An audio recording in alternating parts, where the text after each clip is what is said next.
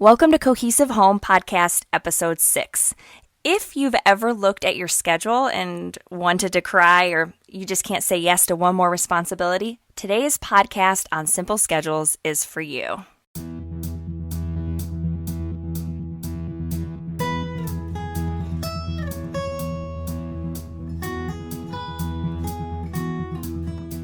Cohesive Home is a podcast for families seeking a more intentional life. Looking for inspiration to create your ideal family culture and home?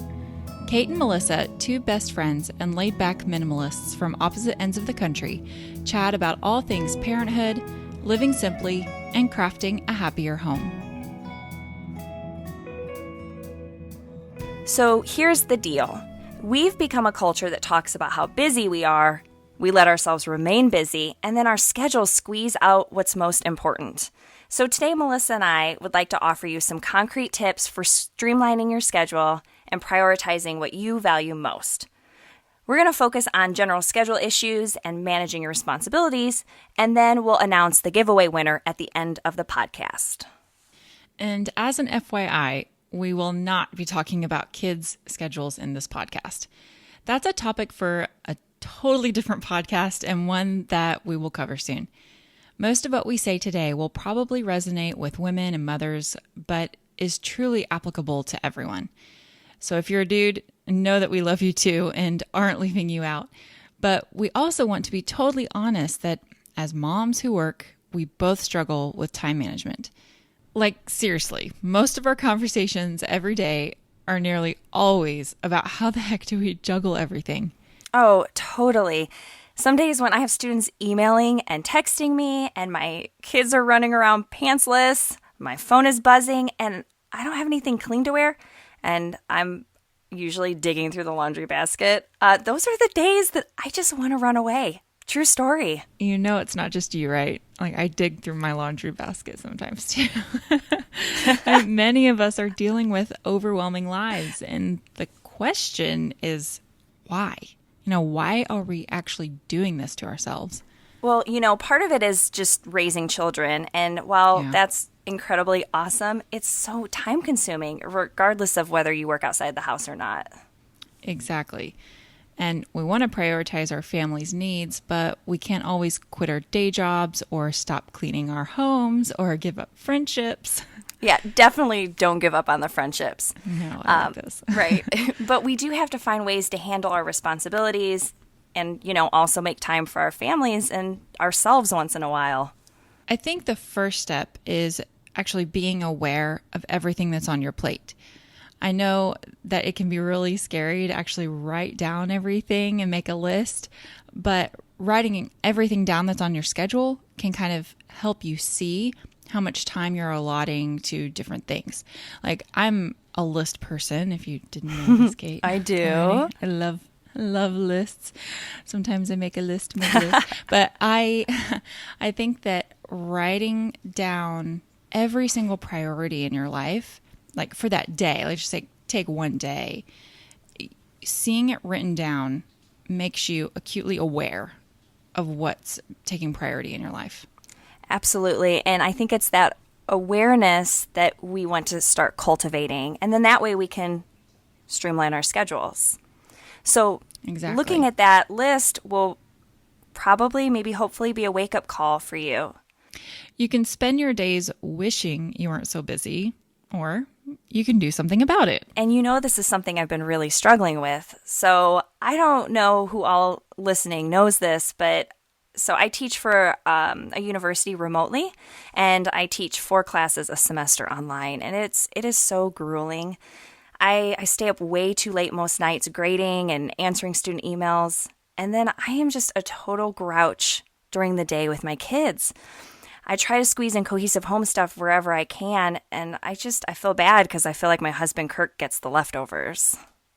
So you're going to make any changes? I know we've talked about it. I'm really excited to know. Well, hold on. So first, I do want to say that if you're in a job that's making you physically ill with stress, not that I would know anything about that, you should try to change it. I know firsthand it isn't easy to find a new job, but you really should not spend your working hours doing something you hate. You should do something you absolutely love, or at least that you can tolerate. We all have to work in some capacity, so just don't spend hours of every day hating what you do. It's just not worth it. Right. And it's easy to get caught up in the black and white of a job, to equate a job worth with dollar signs. But your health, your sanity, and the happiness of your home cannot be quantified in a dollar amount. We don't want to tell you what to do if you have a stressful job, but rather encourage you to think seriously about its impact on your life. And so for me, and this is so hard for me to commit to because I do love financial security, but I'm planning to cut back on the number of sections I teach, and I am really hoping to quit in the next year. So my husband Kirk and I are on the same page, thank goodness, and we are going to need to live more simply and frugally. But honestly, we have lived with plenty in the past. We have also lived with less throughout our 9 years of marriage. And I kind of think that this will be worth the trade-off. Will it be hard at times? Of course. But I cannot go on saying I value living simply while I work myself into the ground for a job I strongly dislike, and I also don't get that quality time with my kids. I'm so proud of you, Kate, and I'm excited Woo-hoo! for you.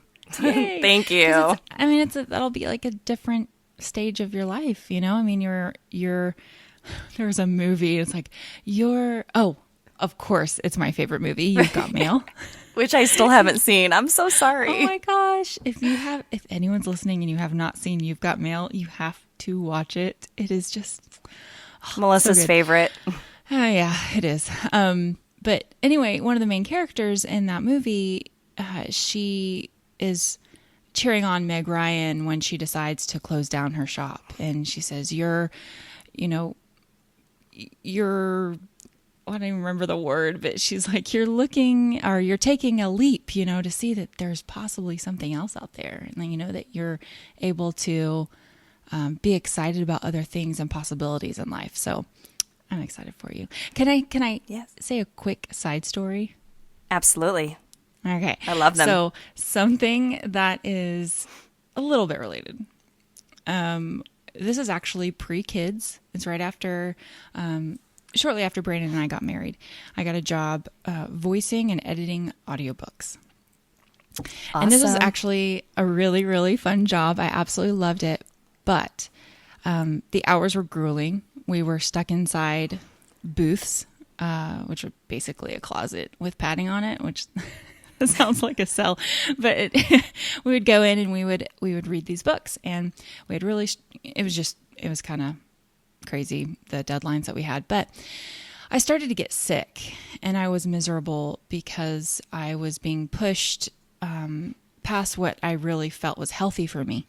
So at one point I actually said something to my boss and they didn't like it, so they let me go. And now that's on. I had no idea.